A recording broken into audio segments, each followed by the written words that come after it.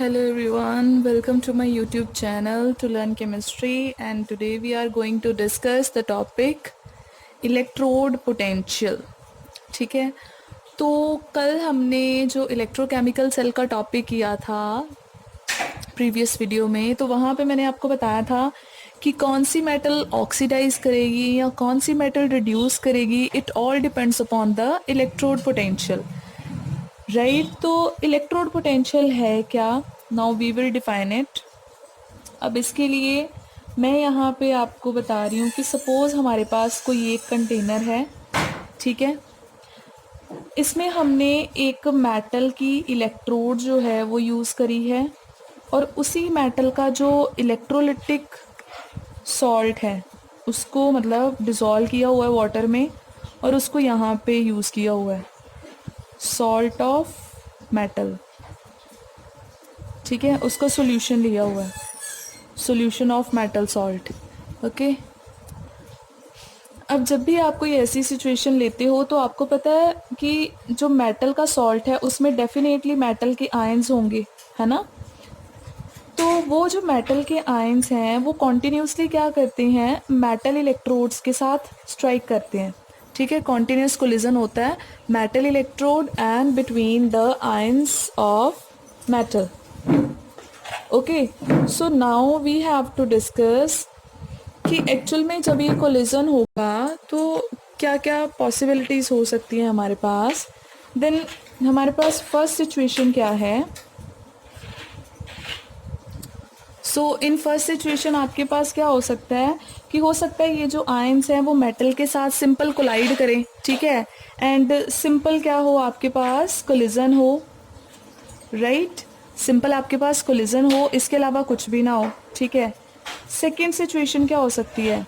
Second situation ये हो सकती है कि जब ये कोलिजन होगा तो देयर इज़ पॉसिबिलिटी कि मेटल का जो आयन है वो क्या करे, मेटल की इलेक्ट्रोड से इलेक्ट्रॉन को गेन कर ले और मेटल में कन्वर्ट हो जाए. तो इस तरह क्या होगा, जो मेटल का आयन है उसने इलेक्ट्रॉन को गेन करके मेटल में कन्वर्ट हो जाना है और यहाँ पे डिपॉजिट होना स्टार्ट हो जाना है, ठीक है. अनदर सिचुएशन क्या हो सकती है?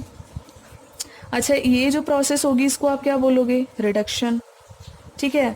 अब ऑप्शन आपके पास एक ये भी है कि हो सकता है मेटल जो है इटसेल्फ वो क्या करे, वो खुद ही इलेक्ट्रॉन लूज कर दे और क्या किस में कन्वर्ट हो जाए, मेटल आयन में कन्वर्ट हो जाए, ठीक है. और इस प्रोसेस को आप क्या बोलते हो, it is termed as oxidation. So whenever you place a metal electrode in contact with its electrolytic solution, then either nothing will happen, only collision will takes place, or there will be reduction and oxidation. तो ये chances हैं. अब हम बात करते हैं कि जब हमारे पास रिडक्शन होगी, ठीक है, मैं केस 2 डिस्कस कर रही हूँ. अगर मान लो रिडक्शन होगी तो क्या होगा. अगर बच्चे हुई रिडक्शन, तो रिडक्शन में क्या होना है, जो मेटल है उसने इलेक्ट्रॉन गेन कर लेने हैं मेटल आयन ने और मेटल में कन्वर्ट हो जाना है. तो आपको पता है रिडक्शन के बाद क्या होना है, रिडक्शन के बाद क्या होगा कि मेटल आयंस मेटल में कन्वर्ट हो रहे हैं, तो आपके सॉल्यूशन में जो पॉजिटिव आयंस हैं वो धीरे धीरे क्या होते जाएंगे, कम होते जाएंगे, ठीक है. तो नेगेटिव आयंस तो उतने ही रहेंगे, तो इसका मतलब सॉल्यूशन पे कौन सा चार्ज आ जाएगा, it will be negative. Okay, और दूसरी बात, मेटल ने इलेक्ट्रॉन कैप्चर करे, कहाँ से कैप्चर करे, इस इलेक्ट्रोड से. तो जब इस इलेक्ट्रोड से इलेक्ट्रॉन्स निकल जाएंगे तो इस पे कौन सा चार्ज आ जाएगा, पॉजिटिव. तो इसका मतलब जब रिडक्शन होगी तो मेटल के इलेक्ट्रोड पे पॉजिटिव चार्ज आ जाएगा और उसके सॉल्यूशन पे नेगेटिव. तो इन दोनों की अगर हम बात करें तो इनमें एक पोटेंशियल डिफरेंस जो है वो सेटअप हो जाएगा between the metal electrode and it's electrolytic solution. Okay, so this potential will be the reduction potential. Clear? So हम लोग कह सकते हैं reduction potential can be defined as the tendency of a metal to get reduced. ठीक है. So basically आपके पास reduction क्या आ जाएगा, tendency of metal to get reduced.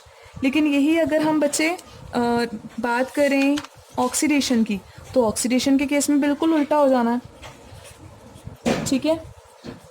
Oxidation के केस में क्या था कि जब मेटल को उसके सॉल्ट सॉल्यूशन में डिप करा गया था तो मेटल किस में कन्वर्ट हो रही थी, मेटल आयन में, और साथ में इलेक्ट्रॉन रिलीज कर रही थी। तो वो इलेक्ट्रॉन रिलीज होने के बाद कहाँ जाएंगे, वो मेटल की इलेक्ट्रोड पे इकट्ठा होना स्टार्ट हो जाएंगे, और जो पॉजिटिव आयन है वो कहाँ चले जाएंगे, सॉल्यूशन में। तो इसका मतलब सॉल्यूशन पे कौन सा चार्ज आ जाएगा, लगातार पॉजिटिव आयन जाएंगे तो पॉजिटिव चार्ज, और रोड पे कितना आ जाएगा, नेगेटिव। तो अगेन जब हम इनको कनेक्ट करेंगे, ठीक है, तो यहाँ पे भी अगेन आपके पास एक पोटेंशियल डिफरेंस सेटअप हो जाएगा। क्लियर।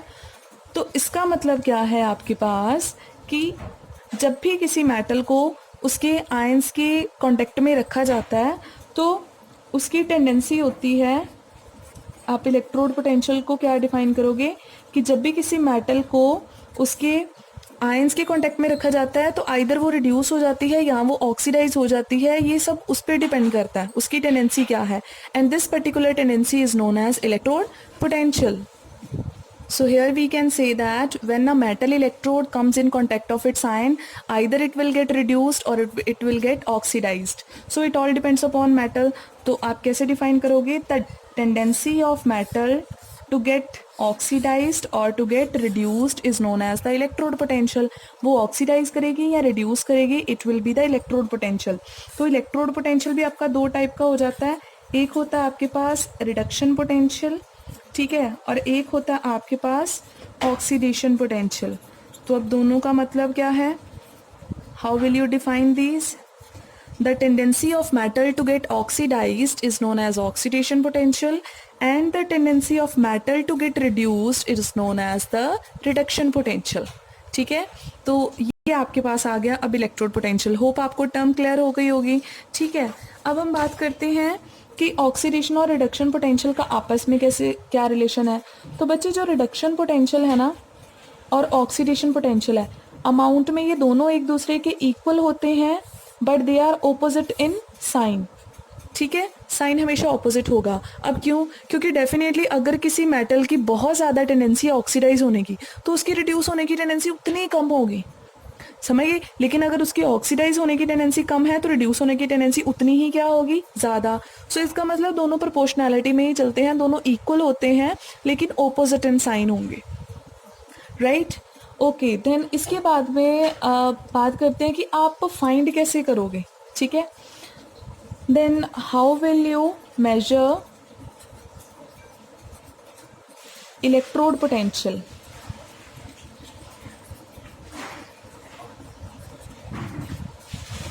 ठीक है, आप इलेक्ट्रोड पोटेंशियल जिसको हम ई के साथ रिप्रेजेंट करते हैं, बेसिकली है ये किसी का भी पोटेंशियल किसी पर्टिकुलर इलेक्ट्रोड का, तो आप उसको कैसे फाइंड करोगे. सपोज मैंने आपको बोल दिया कि हमारे पास ना जिंक की इलेक्ट्रोड है, तो मेरे को जिंक का पोटेंशियल पता करना है कितना है. ठीक है, उसका रिडक्शन या उसका ऑक्सीडेशन कोई भी पोटेंशियल पता कर दो, एक पता कर दो दूसरा तो पता चल ही जाएगा. ठीक है, अब कैसे पता करोगे.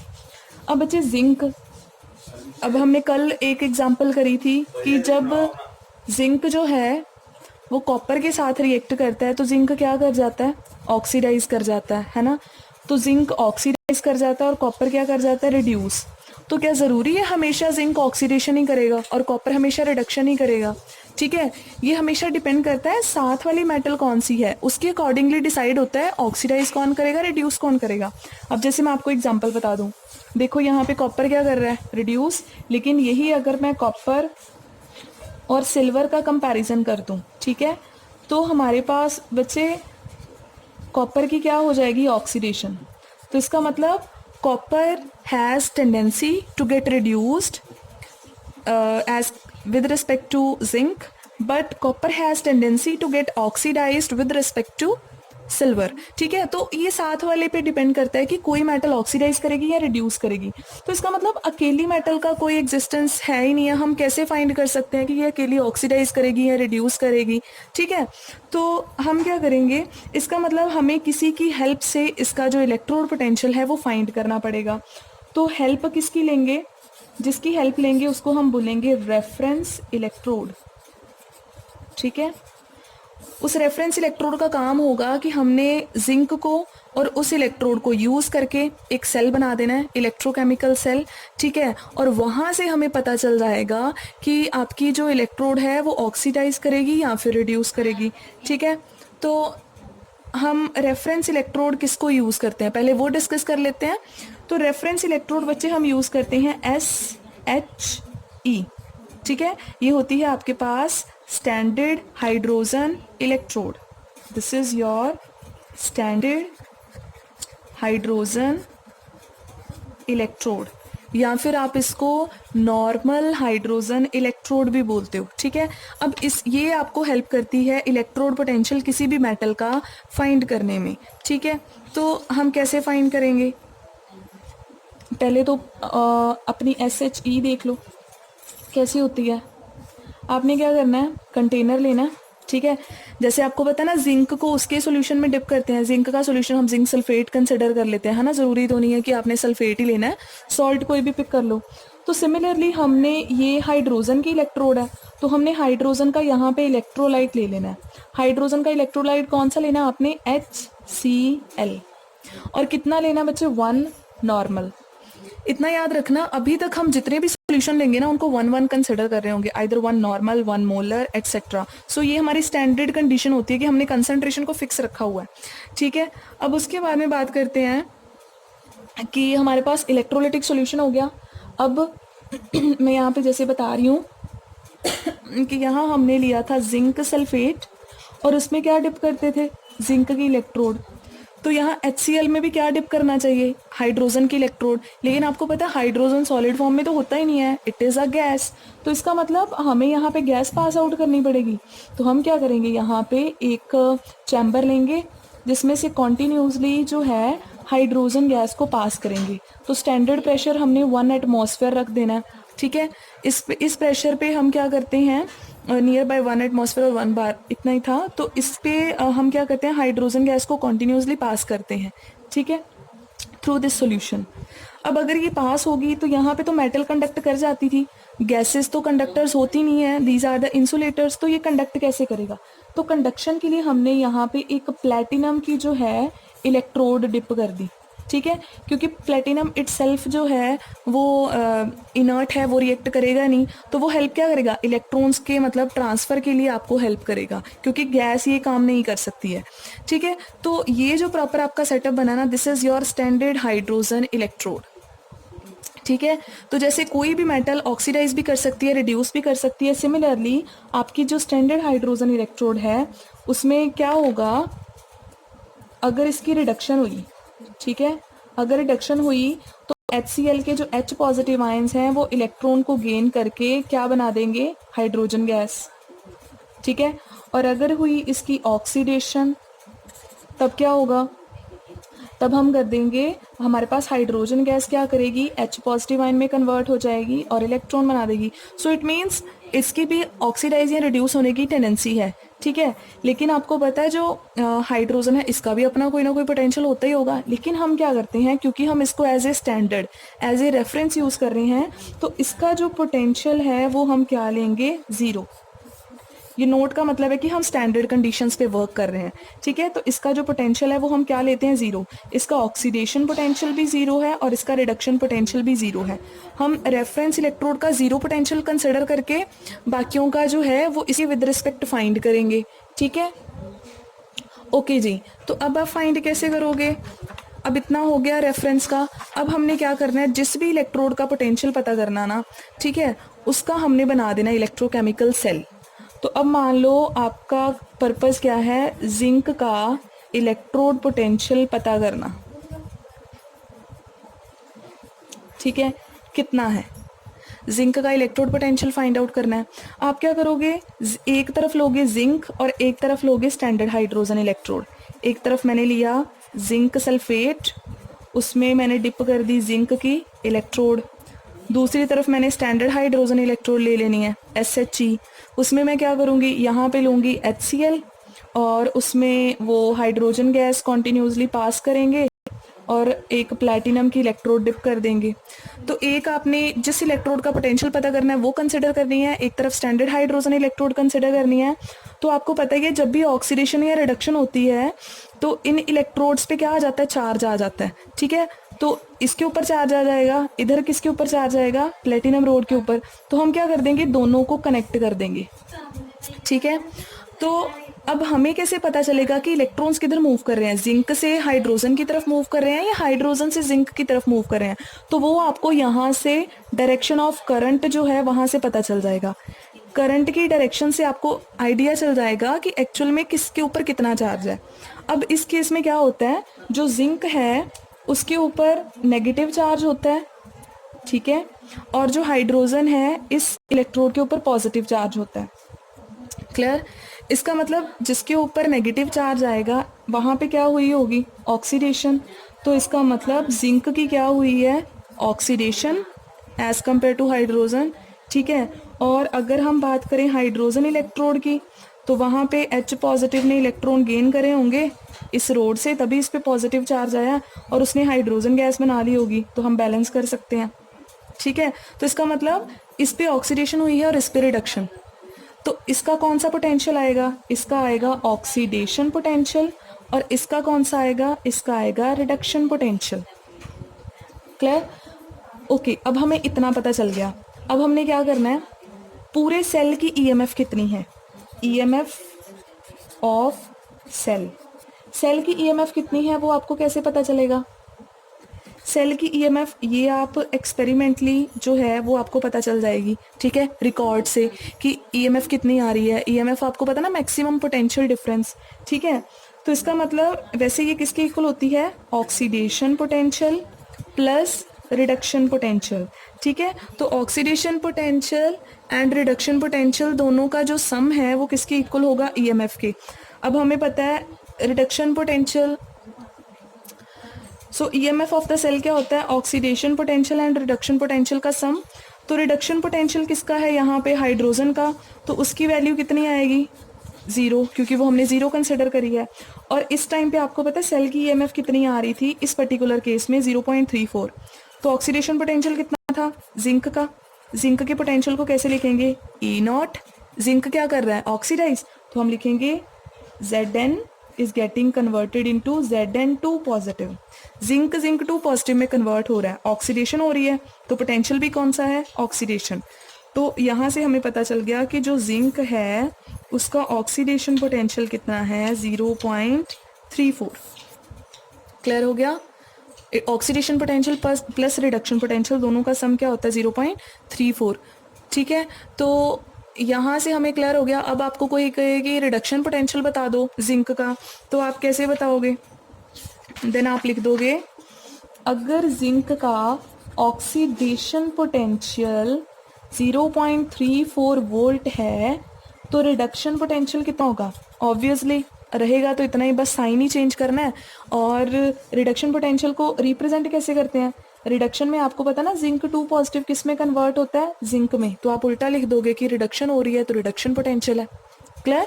तो सिमिलरली अब जैसे आपने कॉपर का पता करना है, आप क्या करोगे, सेल बना लोगे, एक तरफ कॉपर का सेल, कॉपर की इलेक्ट्रोड, दूसरी तरफ आप SHE ले लोगे, दोनों का सेल बनाओगे, एक्सपेरिमेंटली ऑब्जर्व करोगे क्या रिजल्ट्स आ रहे हैं, तो आपको पता चल जाएगा जो कॉपर है उसका पोटेंशियल कितना आ रहा है, ठीक है। ओ सॉरी बच्चे, यहाँ पे जो है आपके पास जो जिंक है उसकी वैल्यू 76 आती थी एक्सपेरिमेंटल, ठीक है, वो मैंने गलती से लिख दिया। चलो आपको तो एस्टिमेशन ही लेना था कि एक्चुअल में क्या रिजल्ट्स आते हैं, तो यहाँ पे 0.76 आ रहा है। क्लियर? तो ये रीडिंग करेक्ट कर लेना, इट वाज 0.76। तो सिमिलरली आप कॉपर सिल्वर किसी का भी, तो इसका मतलब हम सारे इलेक्ट्रोड्स का potential with respect to SHE find कर सकते हैं। So this is all about electrode potential and EMF of the cell, ठीक है। अच्छा एक एडिशनल चीज़ और बता दूं आपको, अब नहीं तो कहोगे कि फॉर्मूला ना गलत बता दिया हो। जब भी किसी सेल की EMF पता करते हैं ना, EMF ऑफ सेल, तो हम लोग क्या करते हैं, ऑक्सीडेशन पोटेंशियल और रिडक्शन पोटेंशियल को क्या कर देते हैं, प्लस कर देते हैं।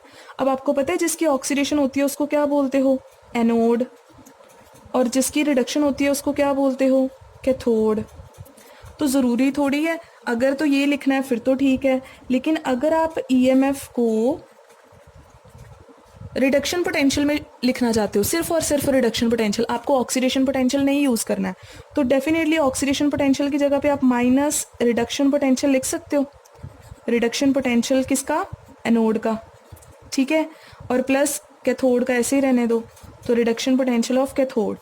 तो इसका मतलब जब आपने ईएमएफ कैलकुलेट करनी है सेल की, तो आप कैथोड के रिडक्शन पोटेंशियल में से एनोड का रिडक्शन पोटेंशियल माइनस कर सकते हो, या फिर दोनों के अपने अपने पोटेंशियल प्लस कर दो। और अगर आपने ईएमएफ को रिप्रेजेंट करना है अकेले ऑक्सीडेशन में, तो पहले वाला ऐसे ही लिख दो, ऑक्सीडेशन पोटेंशियल ऑफ एनोड, ठीक है। और दूसरे वाले को रिडक्शन को क्या लिखोगे, minus oxidation potential of cathode. तो इसका मतलब एनोड के ऑक्सीडेशन पोटेंशियल में से कैथोड का ऑक्सीडेशन पोटेंशियल माइनस कर दो, तो आपके पास ईएमएफ ऑफ द सेल आ जाएगी। सो ये आप इनमें से आप कोई भी लगा सकते हो, हम यही लगाने वाले हैं बिकॉज रिडक्शन पोटेंशियल में ही हम सारी स्टडीज़ आगे करेंगे। Okay, so bye bye, thank you.